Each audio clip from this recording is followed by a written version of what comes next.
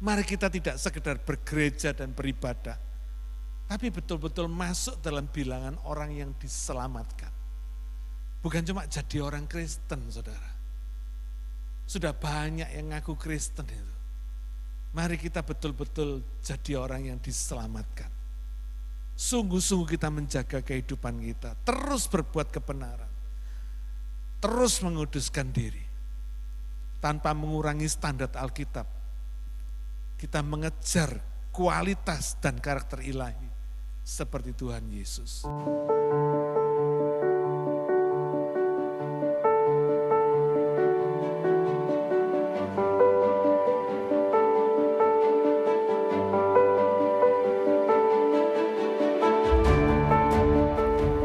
Pertama kali saya mau sekali lagi mengucapkan terima kasih buat semua saudara yang mengasihi saya sehingga boleh merayakan surprise party buat ulang tahun saya tanggal 3 Juli yang lalu dan juga untuk wedding anniversary kami minggu yang lalu tanggal 17. Saya percaya itu semua kemurahan Tuhan yang sudah diberikan untuk saya melalui saudara semua ya. Biarlah berkat Tuhan mengalir dalam hidup saudara semua. Kasih sayang yang saudara berikan kepada saya dibalaskan Tuhan berlipat kali ganda. Diberkati Tuhan dalam hidup saudara. Dan saya tahu hidup yang saya alami, yang saya nikmati seperti hari ini adalah hidup karena saya percaya kepada Yesus. Itu sudah jelas sekali dalam kehidupan saya. Karena saya bisa membedakan hidup sebelum percaya kepada Yesus dan hidup sesudah saya percaya kepada Yesus. Saya tahu bedanya. Ya. Karena itu hari ini saya berkhotbah tentang orang percaya. Topik orang percaya. Nah, banyak orang berpikir bahwa jadi orang percaya itu sama dengan jadi orang Kristen atau pergi ke gereja. Ya. Sederhananya seperti itu. Ada betulnya, tapi belum semuanya. Karena kekristenan itu bicara tentang perubahan kualitas hidup. Ya. Perubahan hidup dari hidup yang binasa karena dosa menjadi hidup kekal yang diselamatkan Tuhan karena anugerah kasih karunia, karena pengampunan dosa, karena keselamatan yang diberikan Tuhan lewat karya Yesus di kayu salib, di Golgota. Sehingga kekristenan itu bicara bukan cuma sekedar selamat saudara, tapi kekristenan itu bicara tentang, pertama bicara tentang karakter, ya, tentang kualitas karakter pribadi orang percaya. Yang kedua bicara tentang kesaksian hidupnya, bicara tentang perbuatannya, apa yang dilakukannya selama kita masih ada di dunia ini.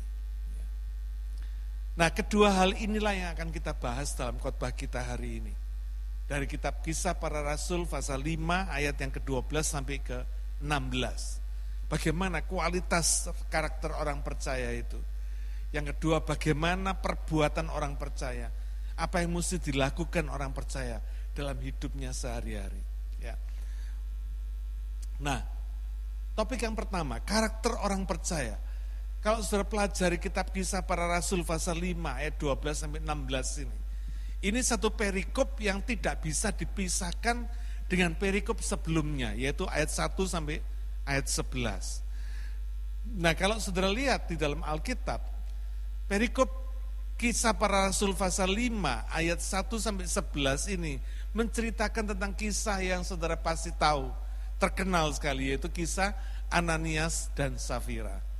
Siapa yang belum pernah tahu kisah Ananias dan Safira? Ya, rupanya saudara sudah tahu semua. Ananias ini suami dari Safira. Ya.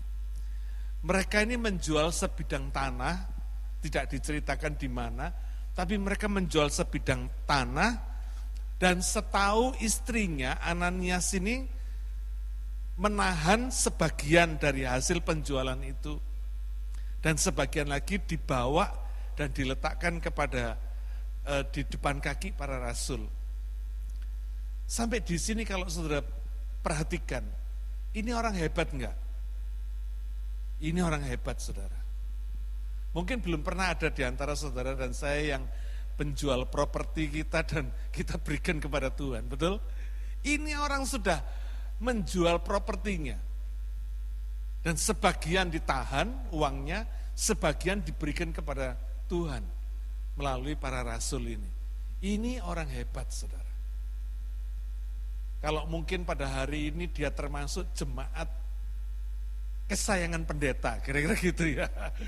Jemaat yang sangat dikagumi oleh gereja. Karena apa? Karena apa yang dia lakukan ini sungguh luar biasa. Kita baca mulai dari ayat yang ketiga sampai ayat yang ketujuh, lalu sampai kelima, lalu kita lompat ayat yang ketujuh sampai ayat yang ke-11. Saya baca. Tetapi Petrus berkata, Ananias, mengapa hatimu dikuasai iblis, sehingga engkau mendustai Roh Kudus, dan menahan sebagian dari hasil penjualan tanah itu? Selama tanah itu tidak dijual, bukankah itu tetap kepunyaanmu? Dan setelah dijual, bukankah hasilnya itu tetap dalam kuasamu? Mengapa engkau merencanakan perbuatan itu dalam hatimu? Engkau bukan mendustai manusia, tetapi mendustai Allah. Ketika mendengar perkataan itu, saudara perhatikan, ketika mendengar perkataan itu, rebahlah Ananias dan putuslah nyawanya. Maka sangatlah ketakutan semua orang yang mendengar hal itu. Kita lanjutkan ayat yang ke-7. Kira-kira 3 jam kemudian masuklah istri Ananias. Perbedaan waktunya 3 jam. Tetapi ia tidak tahu apa yang telah terjadi. Kata Petrus kepadanya, katakanlah kepadaku, dengan harga sekiankah tanah itu kamu jual? Jawab perempuan itu, betul sekian. Kata Petrus, mengapa kamu berdua bersepakat untuk mencobai roh Tuhan? Lihatlah, orang-orang yang baru mengubur suamimu berdiri di depan pintu, dan mereka akan mengusung engkau juga keluar. Lalu rebahlah perempuan itu seketika itu juga di depan kaki Petrus, dan putuslah nyawanya. Ketika orang-orang muda itu masuk, mereka mendapati dia sudah mati. Lalu mereka mengusungnya keluar dan menguburnya di samping suaminya. Maka sangat ketakutanlah seluruh jemaat dan semua orang yang mendengar hal itu. Saudara perhatikan di sini. Kisah ini sudah kita baca berkali-kali. Mungkin kita sudah hafal dalam pikiran kita. Tapi pertanyaan saya pagi hari ini, apakah menurut saudara standar yang Tuhan berikan kepada jemaat mula-mula dengan standar yang Tuhan berikan kepada jemaat di akhir zaman seperti hari ini beda? Siapa yang berkata beda? Jangan ragu-ragu, jangan setengah tiang. Siapa yang berkata beda? Standarnya ya, beda. Siapa yang berkata tidak beda? Ya, puji Tuhan. Jawabannya tidak beda, saudara. Sebab apa? Tuhan tidak pernah berubah, betul? Karena dia tidak pernah berubah, standarnya tidak pernah berubah. Standar kualitasnya tidak pernah berubah. Ketika Ananias ini berdusta, ketika Safira berdusta, langsung putus nyawanya. Nah sekarang kenapa kok banyak orang Kristen di gereja berdusta, tapi tidak langsung mati? Pertanyaannya kenapa? Kok seakan-akan Tuhan itu memberikan perlakuan yang berbeda, seolah-olah Tuhan itu menurunkan standarnya. Ini yang disebut zaman anugerah. Zaman kasih karunia, saudara. Standar tidak berubah, tapi kasih karunia Tuhan berikan. Ini yang seringkali tidak dimengerti oleh banyak orang Kristen. Seringkali kasih karunia yang Tuhan berikan dalam hidup kita itu dianggap taking for granted. Nggak ngerti bahwa kasih karunia yang Tuhan berikan dalam hidup kita itu sungguh ajaib, sungguh dahsyat, sungguh luar biasa. Dan gak bisa dibuat main-main. Gak boleh dibuat main-main. Saya percaya, saudara, kalau Tuhan bisa memperlakukan Ananias dan Safira seperti jemaat mula-mula ini, apa Tuhan gak bisa memperlakukannya itu sekarang? Bisa gak? Bisa. Bisa. Karena itu saya paling takut sekali untuk taking for granted untuk setiap kasih karunia yang Tuhan berikan dalam hidup saya. Saya merasa setiap kasih karunia yang saya boleh rasakan dalam hidup ini, sesuatu yang saya hargai, saya value luar biasa. Karena saya tahu itu kasih karunia yang luar biasa. Saya nggak worth it, nggak layak untuk menerimanya. Tapi karena Tuhan sudah memberikannya kepada saya, kepada saudara semua, maka kita harus tidak boleh taking for granted. Kita betul-betul harus menghargai segala kasih karunia yang Tuhan sudah berikan di dalam kehidupan kita.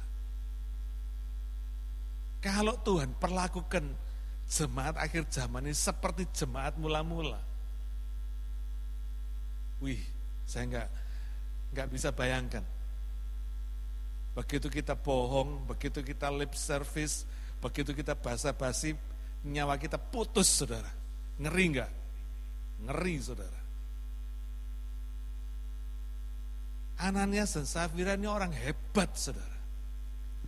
Kesalahannya cuma satu, sederhana sekali. Apa itu? Bohong. Siapa di sini yang nggak pernah bohong? Halo? Adakah orang suci di sini yang nggak pernah bohong? Saya pernah bohong. Saya pernah bohong. Saya nggak malu mengakui saya pernah bohong. Tapi untung nyawa saya nggak putus. Karena apa? Kasih karunia Tuhan. Amin. Karena kasih karunia Tuhan, saudara. Bukan karena saya baik. Atau mungkin karena saya bohong kecil-kecilan. Bukan bohong besar-besaran. Tidak ada bohong kecil, bohong besar. Bohong is bohong.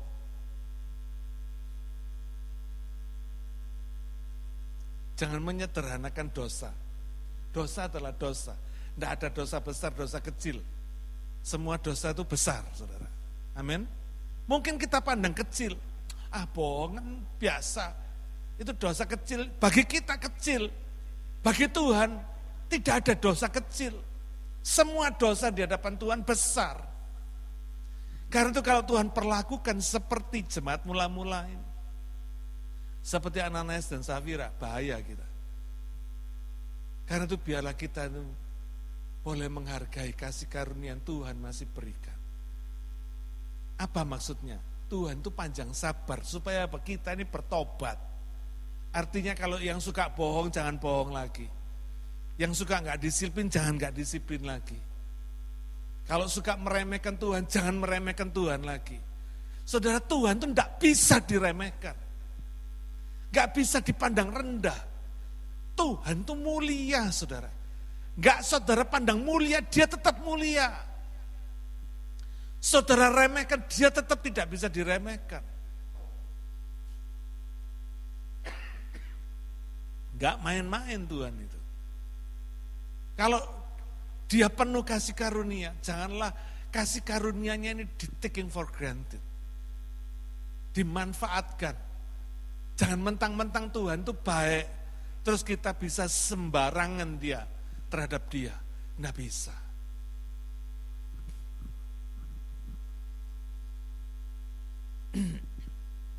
Ananias dan Safira ini tahu tanggung jawabnya, mendukung pekerjaan Tuhan. Bahkan sampai mempersembahkan penjualan tanahnya kepada Tuhan via rasul-rasul. Meskipun dia menahan sebagian. Salahnya satu, bohong. Makanya Petrus berkata, sebelum tanah ini dijual juga punyamu. Sesudah jual juga punyamu toh, sesudah dijual. Mungkin Ananias ini berkata, mungkin Petrus ini bertanya kepada Ananias, kamu jual tanah itu segini ta, harganya segini ta. Dia bohong, karena dia ingin menunjukkan dirinya bahwa dia memberi persembahan yang terbaik, padahal dia tahan sebagian. Mestinya kalau dia bilang enggak, harganya enggak segitu, harganya 100 misalnya, yang saya kasihkan ini 50, kira-kira Tuhan marah enggak? Enggak. Enggak. Makanya dengan jelas Petrus mengatakan, sebelum dijual dan sesudah dijual, tanah ini, uang ini milikmu. Persoalan cuma mengapa kamu mendustai Roh Kudus. Nah saudara jangan pikir kalau saudara berdusta itu saudara sedang berdusta kepada manusia, keliru. Ketika engkau berdusta kepada Roh Kudus. Engkau berdusta kepada Allah. Makanya jangan pernah ada lip service.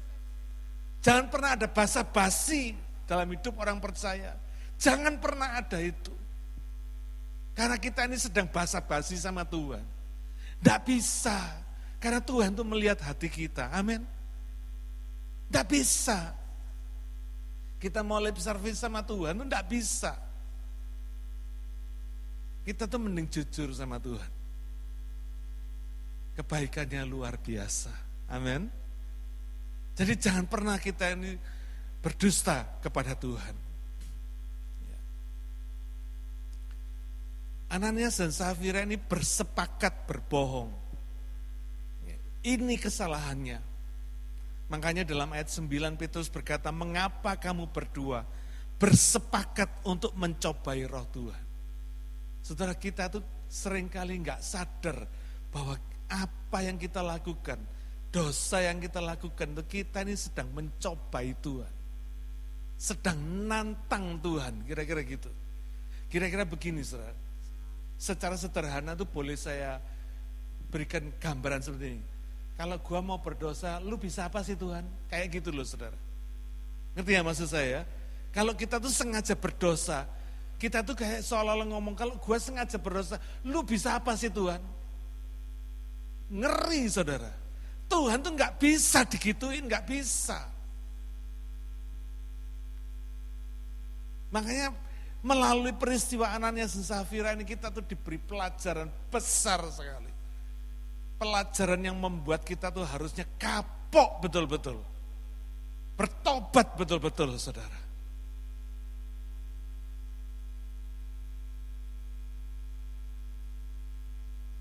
Jumat yang lalu kita belajar di dalam live group kita, bagaimana kita membangun kebiasaan untuk bisa bertahan dalam menghadapi situasi-situasi yang sulit dalam kehidupan ini.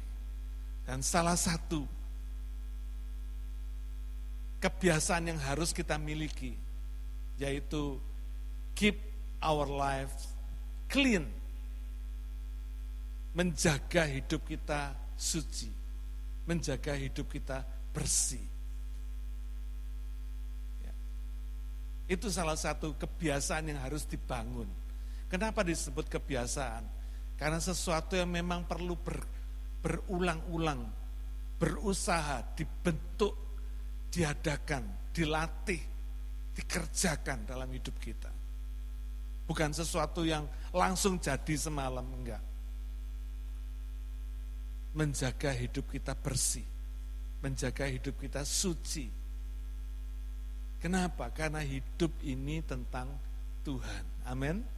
Saya selalu berkata, life is about God, not about you and me. Life is about God.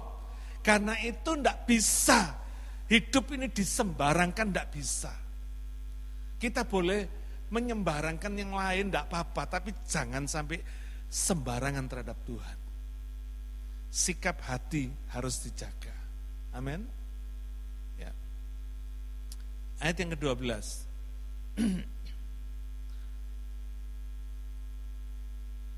Dan oleh rasul-rasul diadakan banyak tanda dan mujizat di antara orang banyak. Semua orang percaya selalu berkumpul di serambi Salomo dalam persekutuan yang erat. Setelah peristiwa Ananias dan Safira ini tidak berdiri sendiri. Kita sudah tahu dari firman Tuhan bahwa mujizat dan tanda-tanda itu menyertai kehidupan jemaat mula-mula dengan luar biasa. Ya. Meskipun orang-orang mendengar peristiwa Ananias dan Safira ini, tapi dikatakan di sini,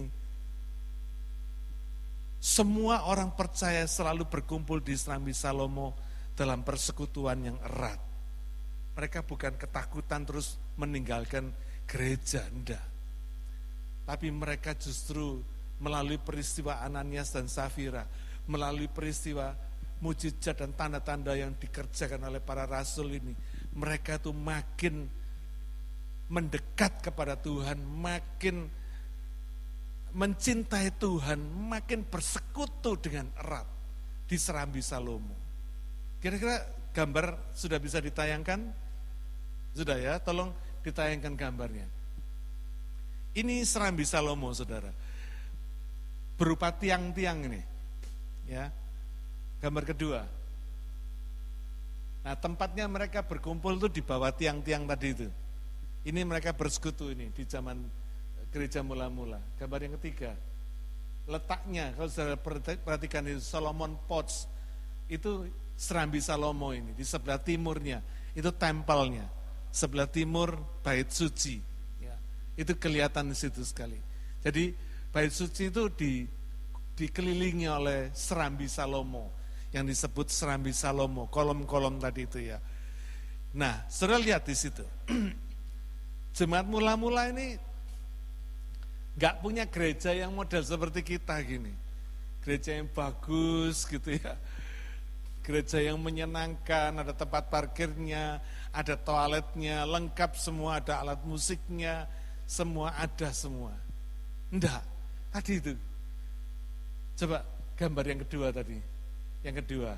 Nah, mereka bersekutu seperti ini, saudara. Ngelempoh orang Jawa bilang. Ngelempoh di bawah. Enggak ada kursi, cuma ada tiang-tiang aja. Mereka bersekutu sambil sembunyi kira-kira gitu. Karena masih ketakutan sama para imam dan imam besar yang membusui mereka, yang menyalibkan Yesus sebelumnya. Seperti ini. Tidak punya fasilitas, tidak ada mic untuk supaya bisa mendengar. Mungkin pengkhotbahnya harus teriak-teriak. Karena terbuka kan, saudara lihat itu Serambi Salomo ini. Ada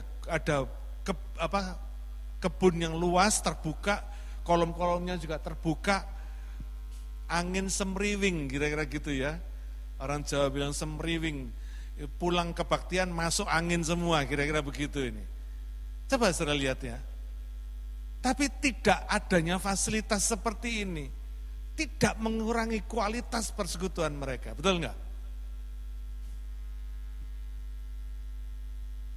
Bandingkan dengan jemaat masa kini, yang semua serba lengkap, fasilitasnya ada. Bagaimana kualitas persekutuannya?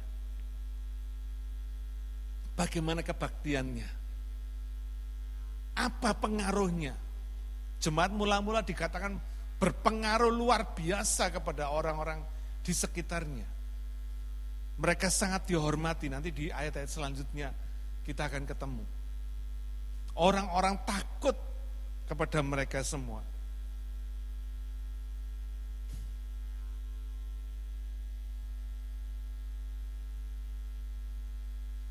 Ini tempat mereka bersekutu pada jemaat mula-mula ini. Ya. Orang-orang pada jemaat mula-mula ini tidak punya fasilitas seperti kita punya sekarang. Pertanyaannya, apakah fasilitas yang Tuhan sudah berikan kepada kita sekarang makin membuat hati kita mengasihi Tuhan atau makin membuat kita meremehkan Tuhan? Coba jawab, kira-kira apa, saudara? Sudah terbukti bahwa kenyamanan itu mendegradasi iman kita. Kenyamanan hidup ini membuat kualitas kita mengasihi Tuhan itu jadi berkurang, dibagi dengan mengasihi berkatnya Tuhan.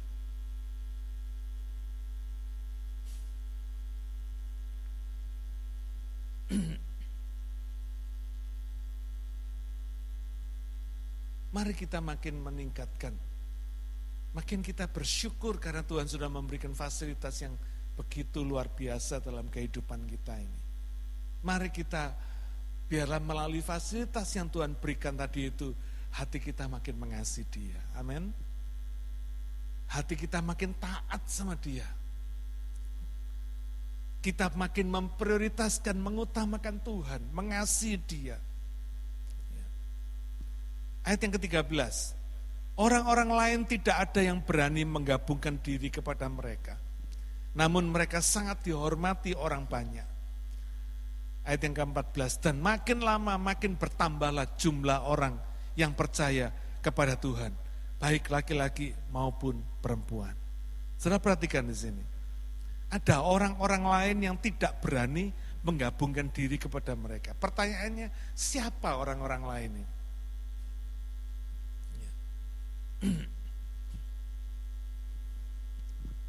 Mereka jelas yang dimaksud adalah jemaat mula-mula, orang percaya pada jemaat mula-mula.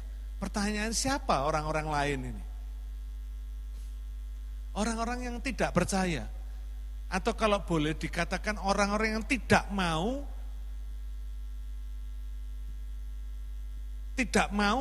punya spirit, punya roh yang sama dengan para rasul, dengan jemaat mula-mula ini.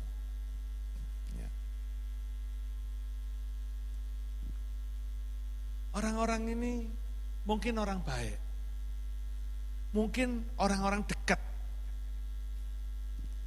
Tapi kalau mereka ini adalah orang-orang yang tidak mau menjadi orang-orang yang militan, menjadi orang-orang yang punya roh dan spirit memberikan yang terbaik kepada Tuhan, saudara tidak bisa paksa. Ada peribahasa mengatakan, kita bisa bawa kuda ke sumber air, tapi gak bisa paksa kuda minum air. Nangkap ya maksudnya ya? Kita bisa bawa kuda ini ke sumber air, tapi kita gak bisa paksa kuda ini minum air. Orang-orang yang tidak mau ini, orang-orang lain yang tidak berani menggabungkan diri kepada mereka ini. Karena apa? Karena mereka tidak mau memiliki roh dan spirit yang sama seperti jemaat mula-mula. Mereka merasa, waduh, gue nggak bisa seperti mereka, gue nggak mau seperti mereka. Mereka memang luar biasa, tapi gue nggak mau seperti mereka. Gue masih punya prioritas yang lain, gak mau seperti mereka. Mereka memang orang-orang hebat, tadi itu dikatakan ayat 14 ya. Mereka ayat 13, namun mereka sangat dihormati orang banyak.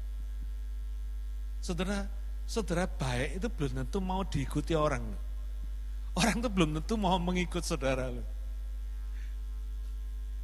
Tapi kalau saudara jelek, mungkin lebih banyak orang yang mau mengikuti saudara.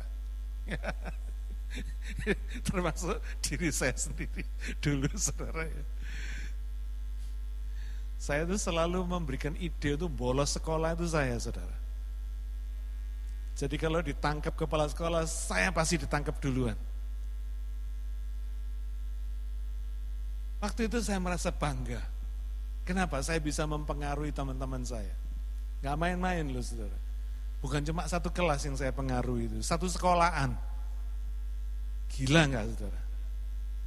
Bolos itu satu sekolahan, saudara. Sampai satu sekolah itu kosong, saudara. Bayangin, nakalnya.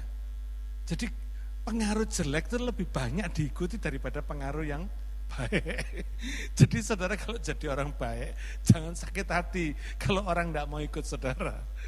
Ini contohnya, orang-orang lain itu tidak berani menggabungkan diri dengan mereka. Tidak berani menggabungkan diri.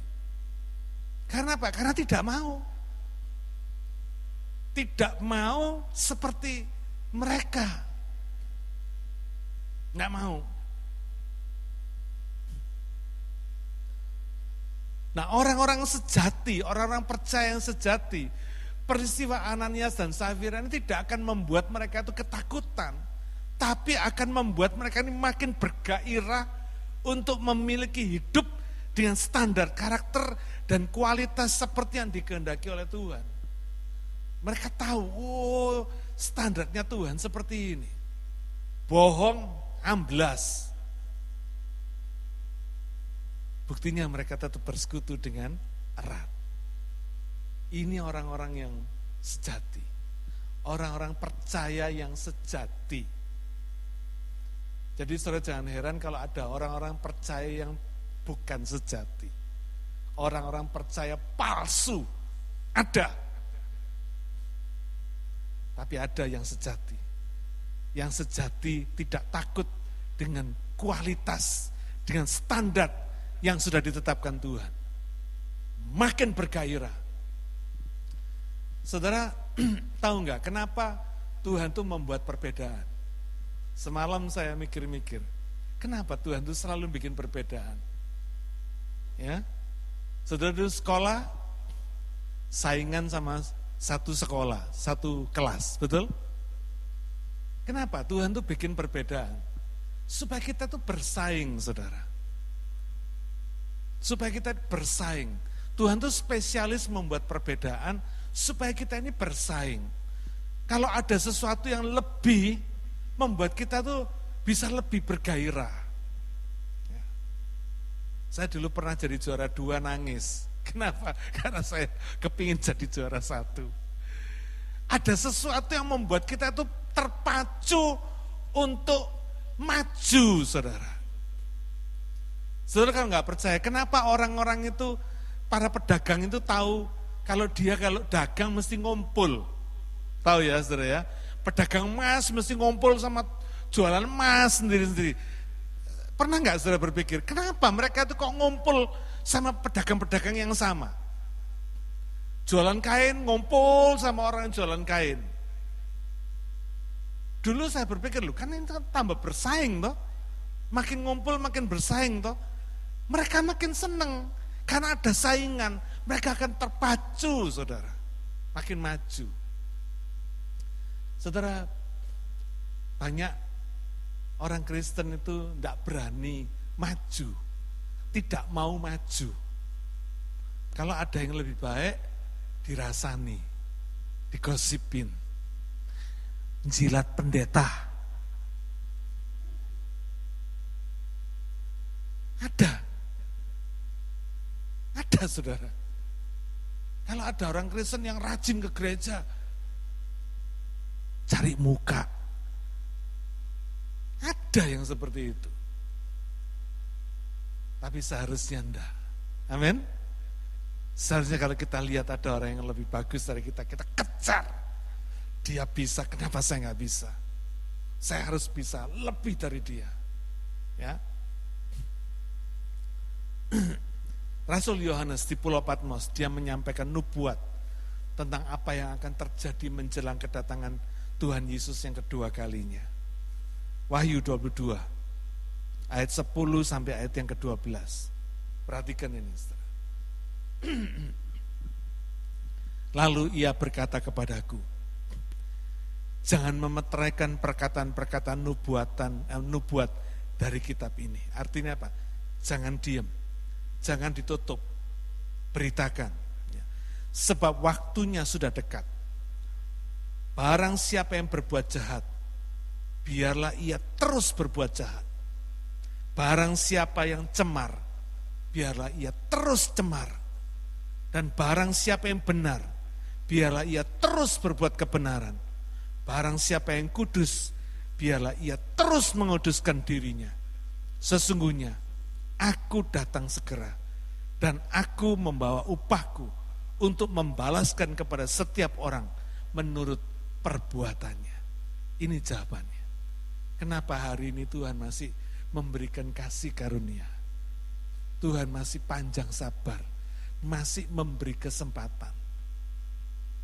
Dikatakan di sini, yang mau berbuat jahat, biar dia terus berbuat jahat. Yang mau cemar, biar dia terus cemar. Tapi barang siapa yang mau benar, biarlah dia terus berbuat kebenaran. Barang siapa yang mau menguduskan diri, biar dia terus menguduskan diri. Saudara, inilah Tuhan. Saudara dan saya siap atau enggak siap, dia datang. Makanya dikatakan Jesus is coming. Bukan Jesus will come, enggak. Jesus is coming. Dia sedang datang. Pertanyaannya, ketika dia datang, kita ini lagi apa? Lagi berbuat jahat? Lagi berbuat cemar? Atau lagi berbuat kebenaran dan lagi menguduskan diri? Saudara, ini api di dalam hati ini mesti dijaga supaya tetap berkobar. Karena dunia ini begitu banyak daya tariknya yang bisa membuat api roh di dalam diri kita itu, api yang semula mencintai Tuhan, itu bisa mulai padam, saudara. Bisa mulai redup. Dunia ini punya banyak tawaran yang memikat kita, yang bisa membuat api cinta kita kepada Tuhan itu makin pudar, makin pudar, makin pudar. Makin lemah, makin lemah. Tapi puji Tuhan, Alkitab berkata, bulu yang patah terkulai tidak dipatahkan. Sumbu yang masih berasap tidak dipadamkan. Tuhan itu selalu memberi kesempatan. Karena itu kita tidak boleh membuat Tuhan itu sembarangan atau bersikap sembarangan terhadap Tuhan. Mari kita tidak sekedar bergereja dan beribadah, tapi betul-betul masuk dalam bilangan orang yang diselamatkan. Bukan cuma jadi orang Kristen, saudara. Sudah banyak yang ngaku Kristen itu. Mari kita betul-betul jadi orang yang diselamatkan. Sungguh-sungguh kita menjaga kehidupan kita, terus berbuat kebenaran, terus menguduskan diri, tanpa mengurangi standar Alkitab. Kita mengejar kualitas dan karakter ilahi seperti Tuhan Yesus. Roma 8 ayat 29. Yang pertama, karakter. Karakter orang percaya. Yang kedua, perbuatan orang percaya. Kita akan baca ayat 15 dan 16. Bahkan mereka membawa orang-orang sakit keluar ke jalan raya dan membaringkannya di atas balai-balai dan tilam, supaya apabila Petrus lewat, setidak-tidaknya bayangannya mengenai salah seorang dari mereka. Dan juga orang banyak dari kota-kota di sekitar Yerusalem datang berduyun-duyun, serta membawa orang-orang yang sakit dan orang-orang yang diganggu roh jahat. Dan mereka semua, perhatikan, disembuhkan. Mereka semua disembuhkan. Luar biasa, saudara. Karakter orang percaya itu tercermin dari perbuatannya. Dari buah dikenal pohonnya. Kira-kira begitu ya. Nah, saudara, masyarakat ini tahu, pada waktu itu masyarakat di sekitar Yerusalem tahu bahwa rasul-rasul dan jemaat ini, jemaat mula-mula ini tidak punya akses ke bait Allah waktu itu. Makanya mereka pakai serambi Salomo tadi untuk beribadah. Mestinya kan orang Yahudi beribadah di bait Allah. Tapi karena alasan politik waktu itu, Yesus dianggap musuh besarnya orang Yahudi. Makanya mereka ikut dimusuhi karena pengikut Kristus. Jadi mereka tidak punya akses ke bait Allah. Tapi mereka tidak kekurangan akal. Mereka tahu orang-orang ini, para rasul ini dipakai Tuhan luar biasa, punya kuasa yang luar biasa, yang dahsyat. Sehingga mereka bawa orang-orang sakit itu di pinggir jalan. Saudara. Ditaruh di pinggir jalan, bukan dibawa ke bait Allah. Kalau dulu saya perhatikan ketika zaman Yesus, orang sakit dibawa ke bait Allah. Sekarang ini orang-orang ini ditaruh di pinggir jalan. Supaya apa? Kalau Petrus lewat, bayangannya aja kena orang-orang yang sakit ini, orang-orang sakit ini sembuh, saudara. Bahkan diceritakan sapu tangan Paulus bisa dipakai buat nyembuhkan orang. Makanya jangan heran sekarang ini ada minyak urapan segala macam ya. Segala macam, ada macam-macam, ada sapu tangan urapan, minyak urapan, Alkitab urapan, segala macam, saudara. Karena ini,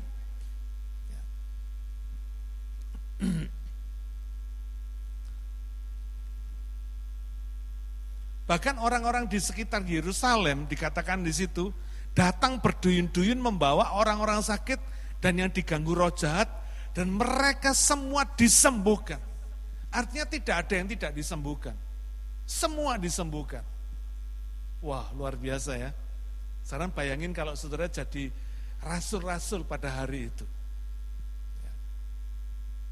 Saudara adalah salah satu dari rasul-rasul ini yang hebat-hebat ini. Yang dipakai Tuhan luar biasa ini. Bayangan saudara lewat aja menyembuhkan orang, saudara. Bayangin. Kira-kira saudara gimana? Kaya raya enggak? Sugih, saudara. Saya jamin saudara pasti sugih. Pasti kaya. Karena semua orang akan berduyun-duyun kepada saudara, bukan cuma minta diurapi, minta didoakan, minta dinubuati, minta di ini, dan sebagainya, dan sebagainya. Fenomena ini terjadi enggak pada hari ini? Terjadi. Terjadi. Karena jangan heran kalau ada hamba-hamba Tuhan yang sugih-sugih. Sugihnya luar biasa. Jadi konglomerat, pendeta konglomerat, kira-kira gitu. Kaya-kaya. Kenapa? Karena mereka bisa memanfaatkan karunia yang Tuhan berikan. Tapi kenapa para rasul dan jemaat mula-mula ini tidak seperti hamba-hamba Tuhan pada hari ini yang sugih-sugih tadi. Yang dikasih karunia begitu hebatnya sama Tuhan, yang bisa memanfaatkan fasilitas roh yang seperti itu. Ya. Saudara, mujizat itu diberikan Tuhan bukan untuk dimanfaatkan. Mujizat itu diberikan Tuhan untuk membuktikan bahwa kematian Yesus di salib itu bukan akhir dari pelayanannya. Mujizat itu membuktikan bahwa Yesus tetap hidup di dalam hidupnya orang percaya. Sehingga mujizat itu terjadi. Kuasa mujizat yang terjadi di dalam hidup orang percaya itu membuktikan bahwa Yesus itu hidup dan kuasanya tetap ada, tidak berubah. Sebelum dia mati, waktu dia hidup, sampai dia mati pun, setelah dia mati pun kuasanya tidak berubah. Makanya ada lagu berkata, Tuhan Yesus tidak berubah, tidak berubah, tidak berubah. Dia waktu hidup, waktu mati, sesudah mati, kuasanya tetap sama. Karena kuasanya bekerja di dalam hidup orang percaya. Di dalam hidup saudara dan saya. Mujizat itu adalah tanda yang meneguhkan pemberitaan firman. Ya. Markus 16 ayat 20 berkata, mereka pun pergilah memberitakan Injil ke segala penjuru. Dan Tuhan turut bekerja dan meneguhkan firman itu dengan tanda-tanda yang menyertainya. Artinya saudara, pada waktu itu para rasul dan jemaat mula-mula tidak mabuk mujizat. Mereka tidak mengejar mujizat dan tidak memanfaatkan mujizat untuk cari kekayaan, bukan. Karena mereka tahu bahwa mujizat itu bukan pusat pelayanan mereka. Pusat pelayanan mereka adalah pemberitaan firman. Itu pusat pelayanan mereka. Bukan mujizat. Mereka tidak ngejar mujizat. Mujizat hanya tanda yang meneguhkan firman.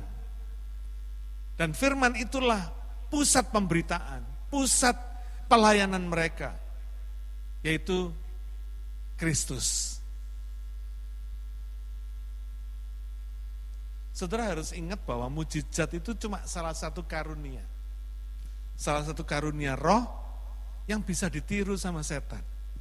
Saudara sebutkan mujizat apa saja setan bisa bikin. Karena itu cuma karunia. Tapi setan tidak bisa meniru atau mengkopi buah roh. Buah Roh Kudus tidak bisa. Karena itu cuma produk surga. Karena itu orang yang dipakai Tuhan melakukan mujizat harus hati-hati. Supaya apa? Supaya tidak membawa orang lain terpesona kepada dirinya sendiri. Tapi harus membawa orang lain itu terpesona kepada firman yang dia beritakan. Jadi mujizat itu tidak pernah berdiri sendiri.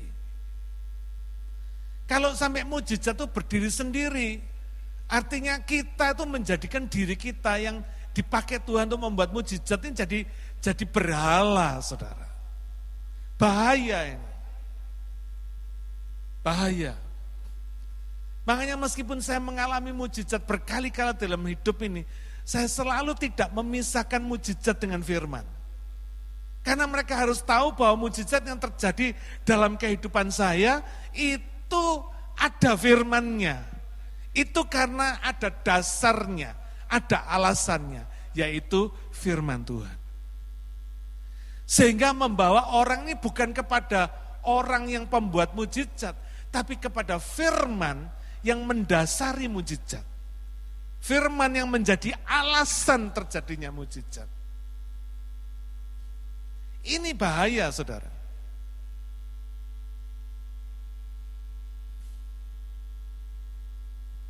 Kalau kita tidak sungguh-sungguh menjaga hati kita, siapa sih coba sebutkan orang yang tidak mau dipuji, orang yang tidak mau dikagumi, orang yang tidak mau disembah, setan aja mau, apalagi kita, saudara.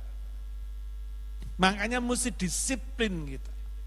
Ketika Tuhan mengajarkan sesuatu, ketika Tuhan melakukan mujizat terjadi dalam hidup saudara, ingat bahwa mujizat itu tidak berdiri sendiri. Mujizat itu pasti ada pesannya, ada life message-nya yang Tuhan mau sampaikan melalui mujizat yang Tuhan kerjakan. Amin. Ya.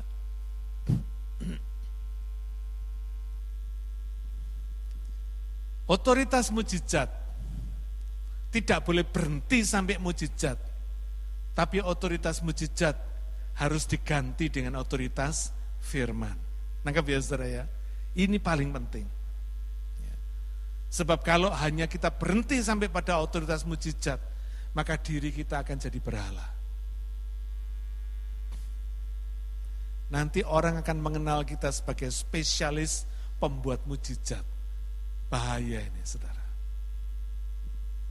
Jadi Tuhan kita lama-lama. Jadi cult. Ya.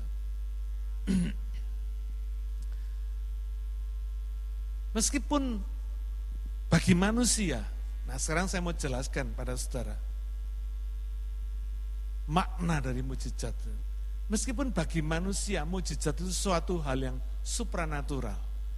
Artinya yang melampaui sesuatu yang alami, supranatural, yang bukan alami, yang natural. Tapi bagi Tuhan, supranatural enggak? Enggak. Bagi Tuhan natural. Nangkap ya? Bagi kita luar biasa, bagi Tuhan biasa. Karena Tuhan itu tidak pernah kehilangan mujizatnya. Tuhan itu enggak pernah kehilangan kuasanya. Dulu, sekarang, selama-lamanya. Ya.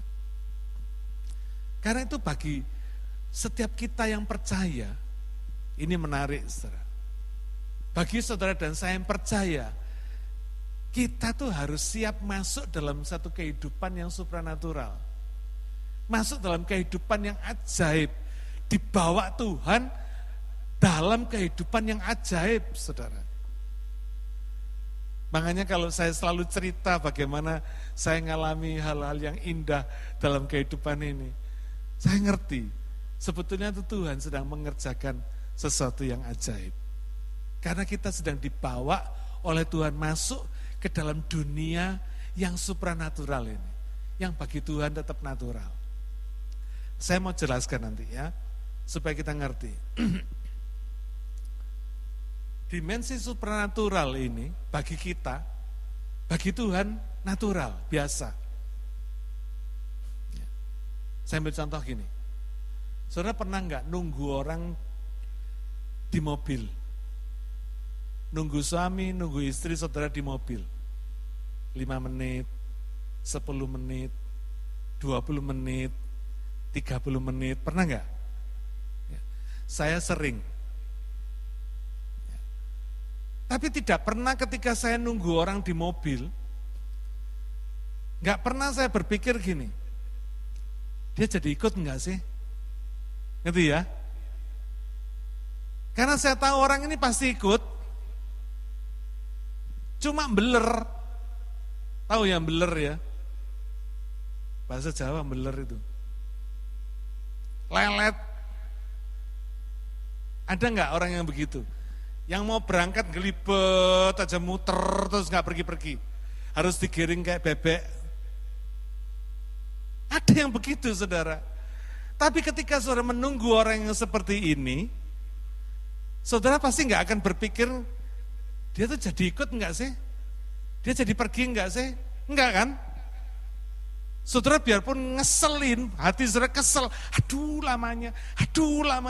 Tapi saudara tahu betul orang yang saudara tunggu ini pasti muncul. 10 menit, 20 menit, 30 menit pasti muncul. Pasti ikut. Nangkap ya? Kita nggak pernah berpikir dia ini ikut enggak sih, jadi ikut enggak sih? Enggak. Memang ngeselin saudara, nunggu itu kan pekerjaan yang paling ngeselin. Tapi kita tahu betul orang yang kita tunggu ini pasti ikut. Nah seperti itulah Tuhan. Tuhan tuh mujizatnya nggak usah ditunggu. Kalau Tuhan ada, mujizatnya pasti ada. Nangkap nggak saudara ya? Pastikan hidup saudara dan saya itu ada Tuhan di sana. Pastikan hidup saudara dan saya itu ada Tuhan hadir di dalam kehidupan saudara dan saya. Mujizatnya pasti ada. Amin. Ya, itu rahasianya. Tuhan itu nggak perlu dipaksa, nggak perlu ditunggu untuk bikin mujizat. Dia pasti bikin mujizat. Karena memang Tuhan tidak pernah kehilangan mujizat. Apa kalau dia merasa perlu bikin mujizat, dia pasti bikin mujizat kok. Nggak perlu saudara suruh, nggak perlu saudara minta, nggak perlu saudara paksa, Tuhan bikin mujizat. Karena memang dia spesialisnya bikin mujizat. Amin. Tunggu aja dan yakinkan hidup saudara, dia hadir. Ada dia, ada Tuhan di dalam hidup saudara. Dengan cara apa? Saudara mengasihi dia. Saudara, hati yang mencintai Tuhan, itu dia pasti hadir dalam kehidupan kita. Tapi kalau hati saudara cinta sama berkatnya, saya kasih tahu, belum tentu dia hadir. Cintai dia, dia akan hadir. Dan kalau dia hadir, hidup saudara penuh mujizat.